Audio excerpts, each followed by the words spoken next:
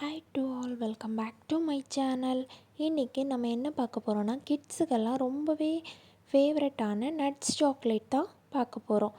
எப்படி பண்ணலான்னு பார்க்கலாம் வாங்க. இது பண்ணுறதுக்கு நான் 1 கப் ஒயிட் சாக்லேட் எடுத்திருக்கேன், 1/2 கப் பாதாம், 1/4 கப் கோகோனட் எடுத்திருக்கேன்.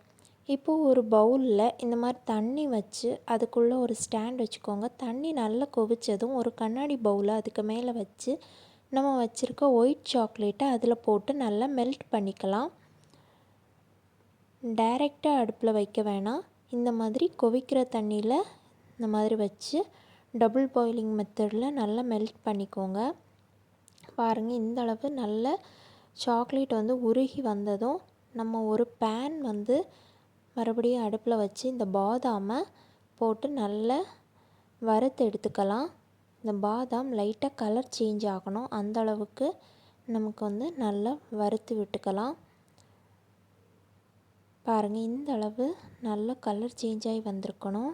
இப்போ இதை நம்ம ஒரு பிளேட்டில் மாற்றிட்டு மறுபடியும் அதே பேனில் 1/4 கப் நம்ம எடுத்து வச்சுருக்க அந்த கோகோனட்டையும் நல்லா வறுத்து விட்டுக்கலாம். இதுவுமே நல்ல கோல்டன் ப்ரௌன் ஆகணும். இந்த அளவுக்கு நல்லா வறுத்து விட்டுக்கோங்க. அப்போ தான் அந்த சாக்லேட்டுக்கு வந்து அந்த நம்ம கடித்து சாப்பிடும்போது நல்ல டேஸ்ட் கொடுக்கும். பாருங்கள், இந்த அளவு நல்ல கோல்டன் ப்ரௌன் ஆகணும். இப்போ நம்ம எடுத்து வச்சுருக்க பாதாமை ஒரு மிக்ஸி ஜாரில் போட்டு ஜஸ்ட் ஒரு 2 பல்ஸ் மட்டும் கொடுத்திங்கன்னா நமக்கு நல்லா அரைஞ்சி வந்துடும். பாருங்கள், ரொம்ப அரைஞ்சிட வேண்டாம். இந்த மாதிரி ஜஸ்ட் ஒரு கொரன்னு அந்த மாதிரி அரைச்சி விட்டுக்கோங்க. இப்போ நம்ம சாக்லேட் பண்ண ஸ்டார்ட் பண்ணிடலாம்.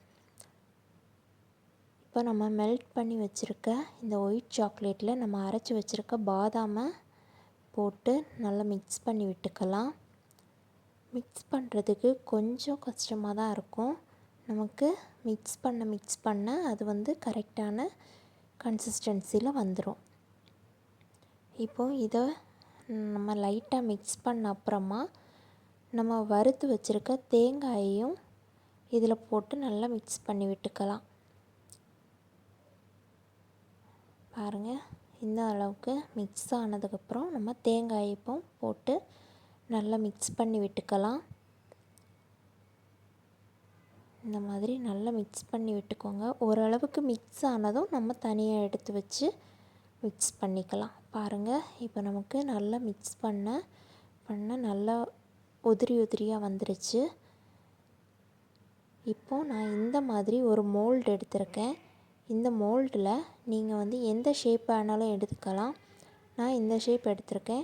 இதில் வந்து ஒரு ஸ்பூன் வச்சு நம்ம மிக்ஸ் பண்ணி வச்சுருக்க நட்ஸ் மிக்சரை வந்து இதில் போட்டு நல்லா ஃபில் பண்ணிக்கலாம். நல்லா அழுத்தி விட்டுக்கோங்க, அப்போ தான் அந்த ஷேப் நமக்கு ஒழுங்காக கிடைக்கும். இந்த மாதிரி எல்லாத்துலேயுமே நம்ம ஃபில் பண்ணிக்கலாம். பாருங்கள், இப்போ நான் எல்லாத்துலேயுமே ஃபில் பண்ணிவிட்டேன். இதை வந்து நம்ம ஒரு 2 ஹவர்ஸ் ஃப்ரிட்ஜில் வச்சு எடுத்துக்கலாம். இப்போ பாருங்கள், ஒரு 2 ஹவர்ஸ் ஆயிடுச்சு. சாக்லேட் நல்லாவே செட் ஆகிருக்கு. பாருங்கள், எடுக்கும்போது எவ்வளோ ஈஸியாக வருதுன்னு.